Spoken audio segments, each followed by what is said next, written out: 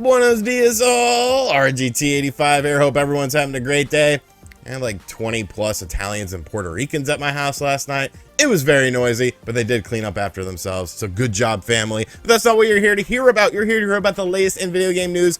We actually have 4 stories to cover today, so I'm going to try to keep it somewhat brief. If this is your first time on the channel, be sure to hit that subscribe button, like and share the video. We are on the road to 500,000 subscribers. But without any further ado, let's talk about what's going on in the world of video games. And we have to start off with PlayStation acquiring yet another studio. Now, this is obviously something that is just going on in the video game industry, no matter what company it is. Even Nintendo bought a little studio not too long ago. Of course, Microsoft is making major acquisitions, but this one is kind of interesting to me for a lot of different reasons. Now, the studio in question is Haven Studios, who has developed such hit games as nothing.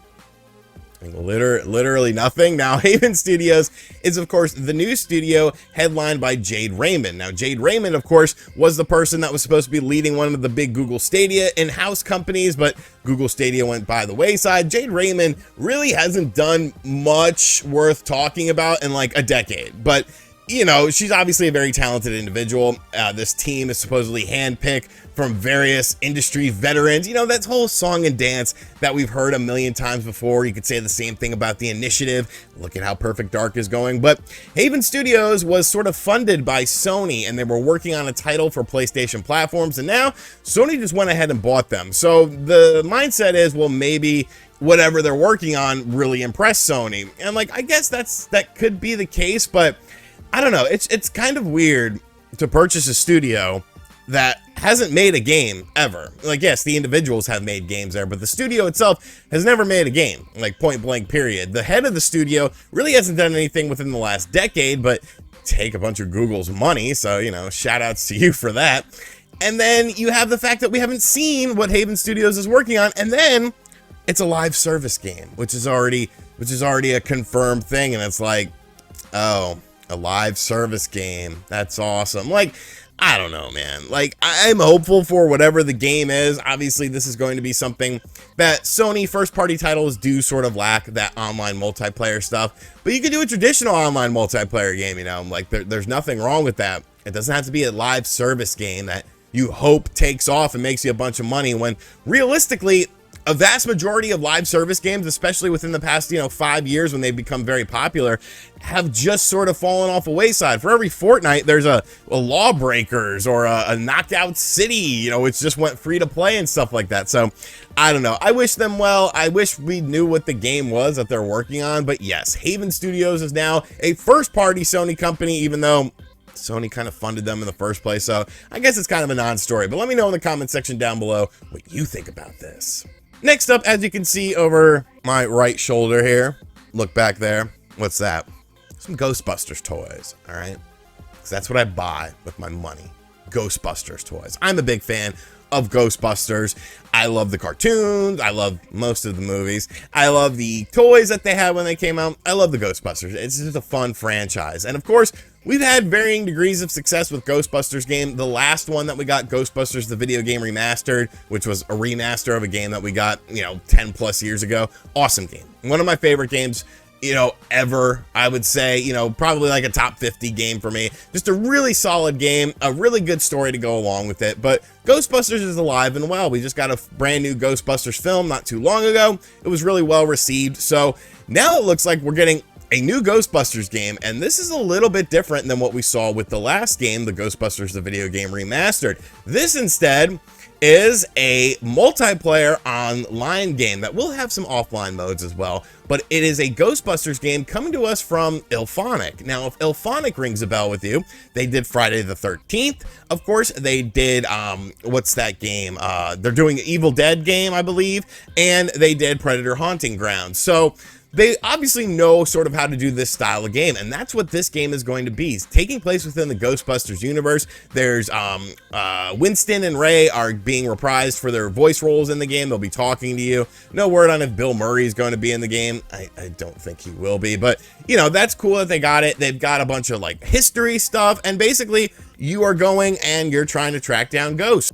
And of course, one person can then choose to be the ghost themselves to sort of wreak havoc. They're going to have different, sets from the film, of course. And I don't know, like, I think this is brilliant. I think this is a brilliant idea. This is the perfect type of game to be done in this manner. We don't really need another single-player, story-driven Ghostbusters game, because I feel like Ghostbusters, the video game remastered, did such a damn good job of doing that. Like, what more can you really do? I guess you could do like a brand new story, but like that had all the voice actors, that had all the original cast in there. So what could you really do to sort of improve upon that? I don't think you can, but Ghostbusters video games themselves should definitely exist. They did a little teaser trailer. It looks like it's coming out this year, surprisingly, because of Evil Dead, the video game, also coming out this year. But it doesn't look like this one's coming out on the Switch. It's a PS4, PS5, Xbox Series X game. At least I didn't see Nintendo Switch on the announcement, but I don't care. I'm gonna play it regardless. Like, yes, I talk a lot about Switch stuff, but I play all the other consoles. Like, gotta go where the money is, right? But yes, I'm very excited for this game. I think it looks absolutely fantastic. I can't wait to see more and learn more about it. But let me know in the comment section down below what you think of this. Is this a game that's sort of up your alley? Because, I mean, if it's anywhere near as fun as Friday the 13th was for me, I'm going to have a blast with this game. Moving right along, Nintendo did the unthinkable. They did something that I think everyone has been asking for since like the Switch came out. Like, after you looked at the games, when you looked at the actual hardware itself, when you looked at the software, the back end stuff, it was kind of like, where are folders? Where are folders? Folders, the most basic thing in the absolute world. Something that was a part of the Wii U as well, where you could put things in folders. So if you were looking for specific games, if you've downloaded a bunch of games or you've played a bunch of games, you know like where those games are. You can have like retro indies, modern indies, first-person shooters, things of that nature. But the Switch, 5 years in, still didn't have folders until last night.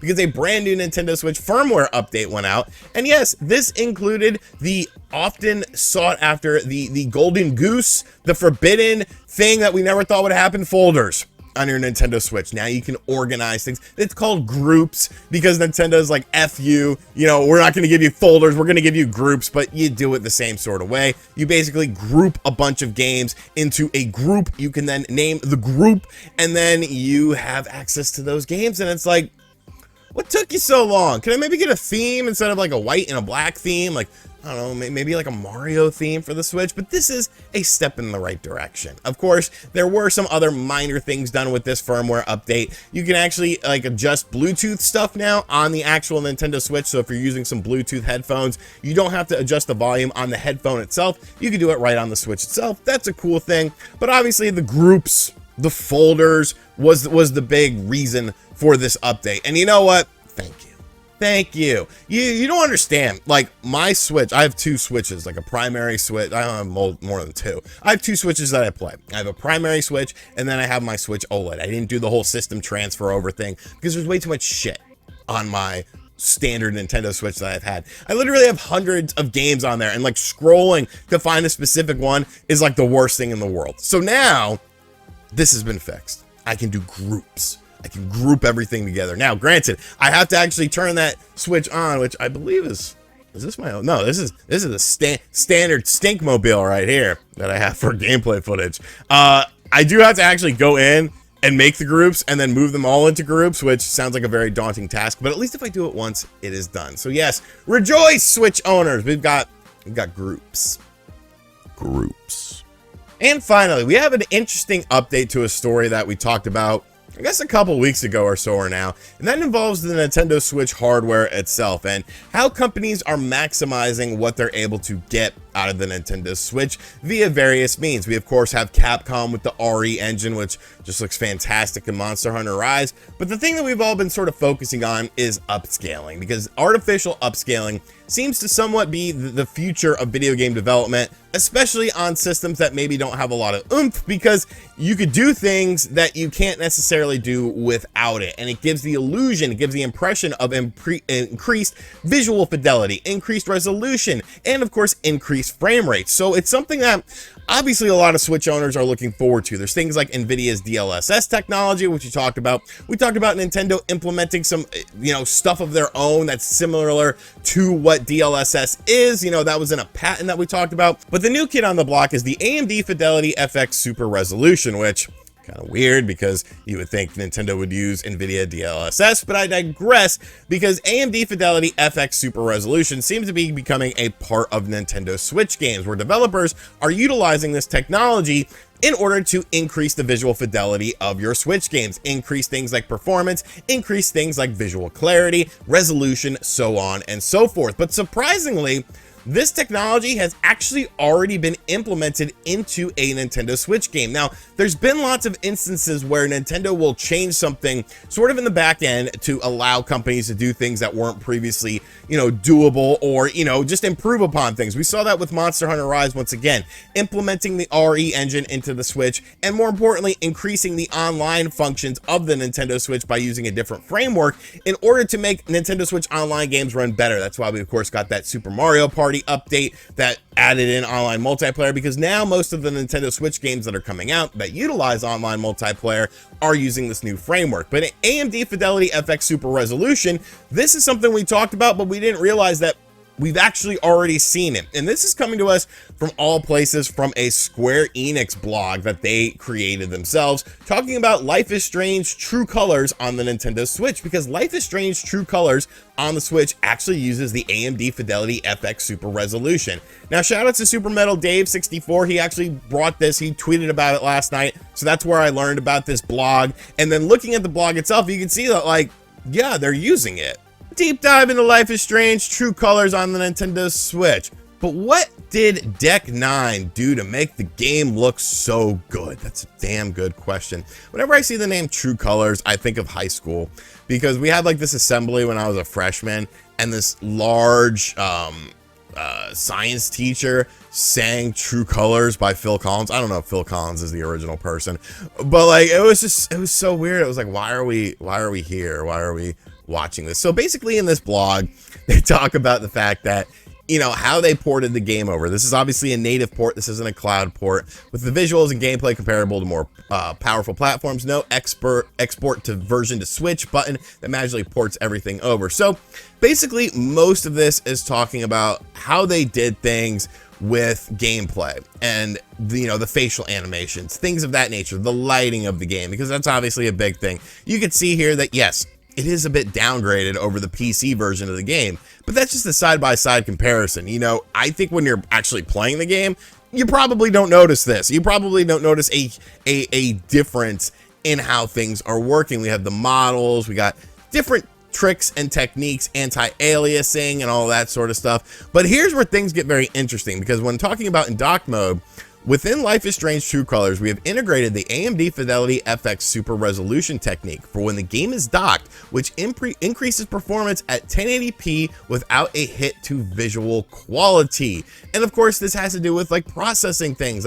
Look at these two pictures side by side. Once again, maybe side by side, you notice a little bit more, a little lack of facial texture compared to this. This looks a little bit smoother, but still, the overall project itself is very interesting. They're doing a lot of post-processing stuff, but I find this to be very, very interesting, because like I said, we talked about the whole AMD Fidelity FX Super Resolution stuff on the channel, and how this could potentially be a game changer for Nintendo Switch games, as far as sort of keeping up with the Joneses, because the hardware itself in its form was released 5 years ago. We all know that the Tegra chip is even older than that. So you have to do something if you're planning on keeping this fresh.